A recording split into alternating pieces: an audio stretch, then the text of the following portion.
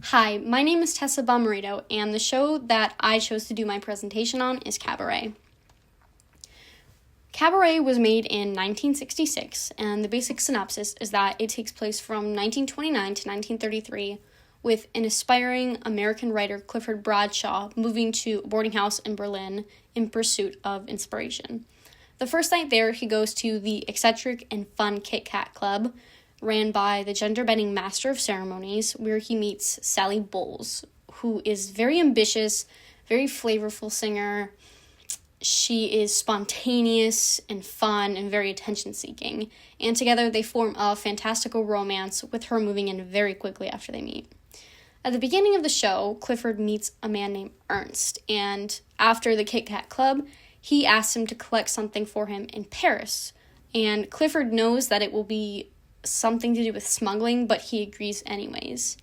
Nazism grows worse, with Ernst actually being revealed as a Nazi and wearing a Nazi armband to his Jewish friend's engagement party.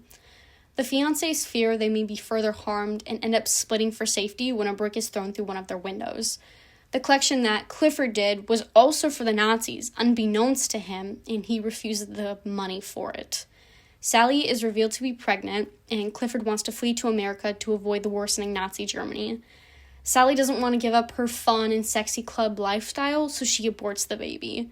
She also believes that the politics of the time don't affect her, therefore she shouldn't leave, she has no reason to, and in defeat, Clifford leaves Berlin on a train. So here are some images from both the 1972 film and the 1966 musical, with the middle being Liza Minnelli, who plays Sally Bowles. A bunch of the women on screen are versions of Sally Bowles. The two side pictures are with Brian Roberts, played by Michael York, who is the love interest in this film. The top right is the MC, who's played by Joel Grey. Very amazing actor. So the show origins, Cabaret was based on 1951 show I Am a Camera by John Van Druten, which was based on the 1935 novel Goodbye to Berlin by Christopher Isherwood. So Goodbye to Berlin was loosely based on Isherwood's experience as a gay man, though he wasn't out and it wasn't very present in his writings, living in Berlin from 1929 to 1933, where he moved because it's a vibrant gay scene. Berlin had a lot of gay nightclubs, it had a lot of prostitutes, just kind of like a safe space for queer people. This book focused on the relationships that Isherwood formed in the city, which inspired a lot of the future musical characters, and how he watched the rise of Nazism in Germany and the fall of the Weimar Republic. It also portrayed Berlin as sort of its own character with its own exciting personality. The summary of the show is Christopher Isherwood, who is our narrator, moves into a boarding house with a series of unique and contrasting characters, including Sally Bowles. They end up forming a platonic relationship because Isherwood was a gay man, and that's how he portrayed himself, which they partied all the time. Sally finds rich men to pay for her lavish lifestyle, and her and Christopher actually end up meeting one named Clive, who spoils them rotten. He suggests that they travel the world together, but right before they're about to, he leaves them and then pays them 300 marks. So actually, Sally discovers she's pregnant and uses the money for an abortion.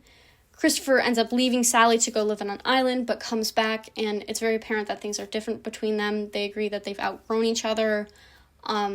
They split for a while until Sally is getting scammed by somebody, and Christopher actually comes back to help her. They make up and move on with their lives.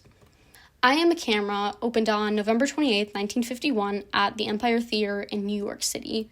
And the title actually comes from the opening page of Isherwood's novel, I Am a Camera, with the shutter open, quite passive, recording, not thinking, which is very revealing of the main character in this show, also named Christopher Isherwood, where he just sort of watches Sally Bowles go on with her life and make all of these decisions, and her failures. He just sits and watches like the audience. So like I said, the central story is based on Sally Bowles, who is, in the original novel and will continue to be in all of the adaptations. And Julie Harris, who played her, won her first Tony for this role. So this show, again, is very similar to the rest of the shows. It's aspiring English writer Christopher Isherwood moving to Berlin to write a book, meet Sally Bowles, they have a relationship, and Christopher follows Sally as she lives her extravagant life, which is slowly revealed to be incredibly impulsive and reckless, putting herself in a lot of unstable situations. She attempts to rehabilitate herself, but ultimately fails. While this is going on, very subtle tones of Nazi Germany play in the background through Christopher's friends, but it's very, very subtle. It's not a huge theme in this show. So Cabaret, the musical, in 1966 was directed by Harold Prince, music by John Kander, lyrics by Fred Ebb, and Kander and Ebb actually have worked together before this and continue to work together. Book by Joe Masteroff and choreographer Ron Field. It premiered on Broadway on November 20th, 1966, and closed on September 6th, 1969. The first performance was at Broadhurst Theater. It ran for 1,165 performances and is considered a concept musical. The 1972 film was directed by Bob Fosse, a screenplay by John Preston Allen, and choreographer was also Bob Fosse. Came to theaters on February 13th, 1972. The plot was a hybrid of the original book and the musical I Am a Camera, with, the grim themes and the homosexual undertones. It included 3 new songs: Mine, Her, The Money Song, and Maybe This Time. Bob Fosse was very innovative for his dance style, and it revolutionized musicals. He had props, signature moves, very provocative.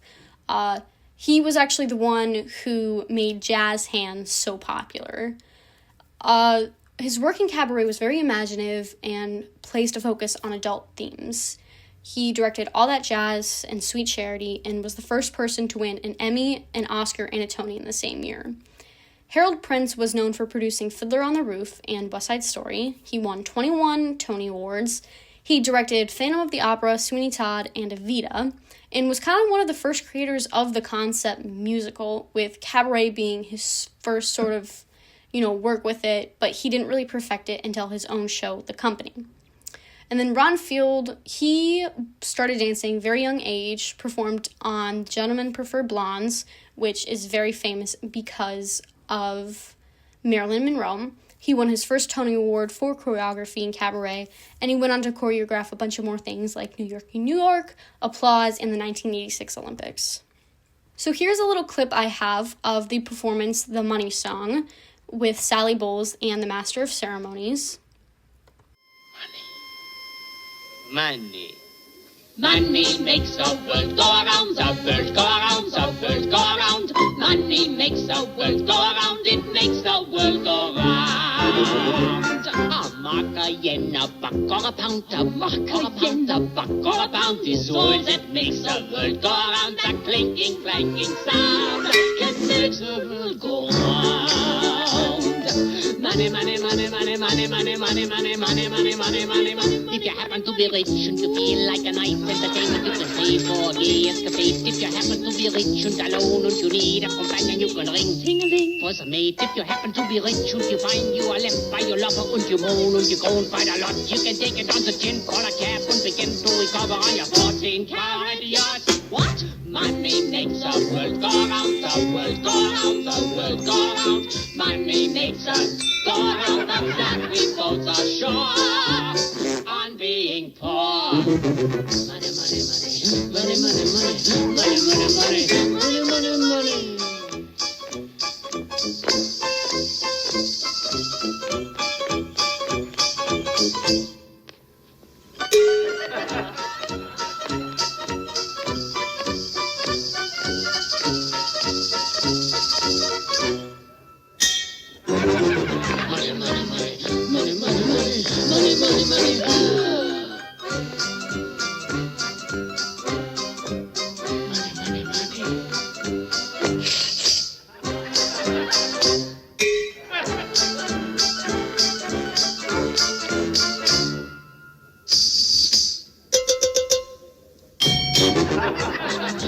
Money, money, money, money, money, money, money, money, money, money, money, money, money, money, money, money, money, money, money, money.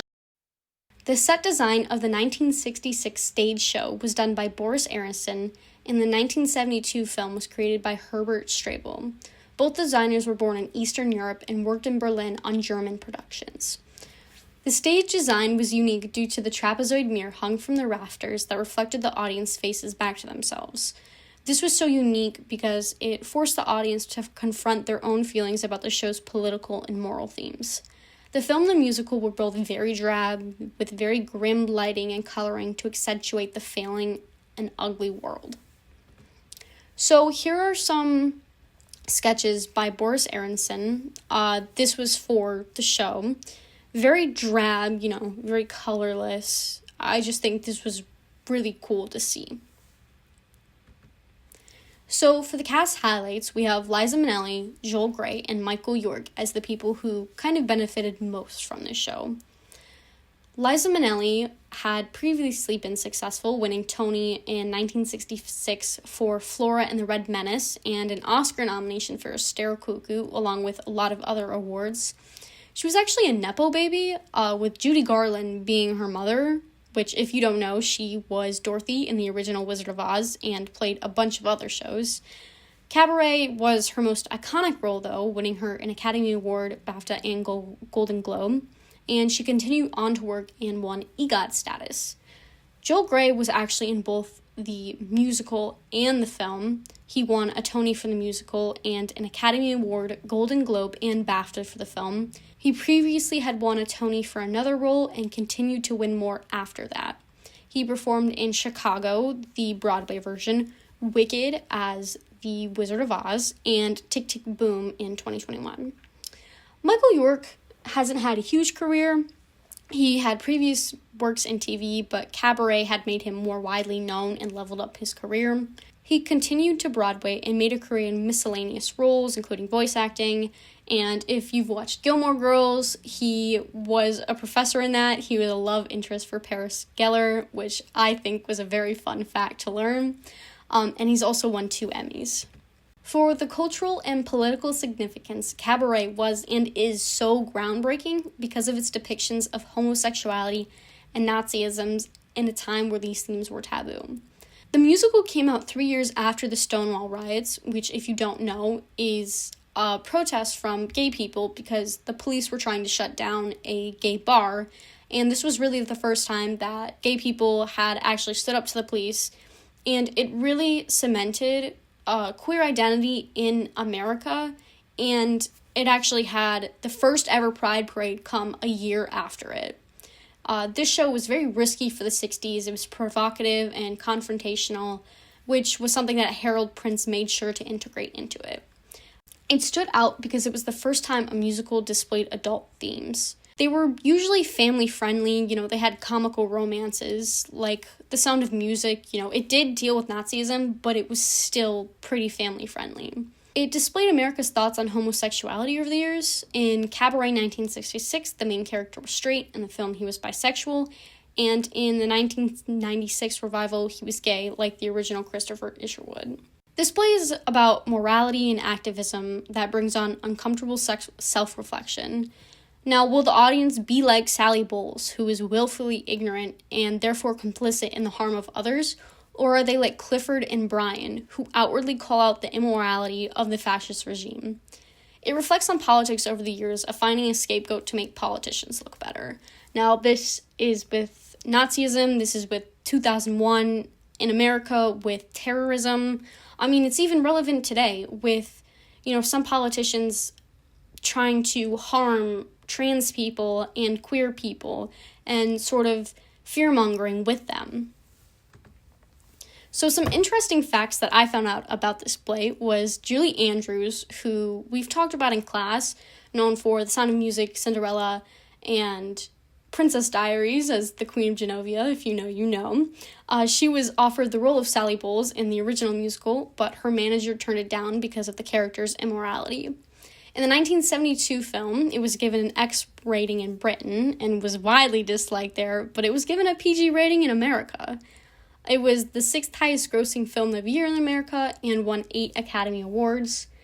And the film only kept 6 out of the 18 original songs in the Broadway musical, which I thought was very interesting.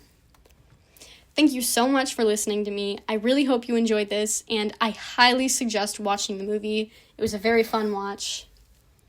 Thank you.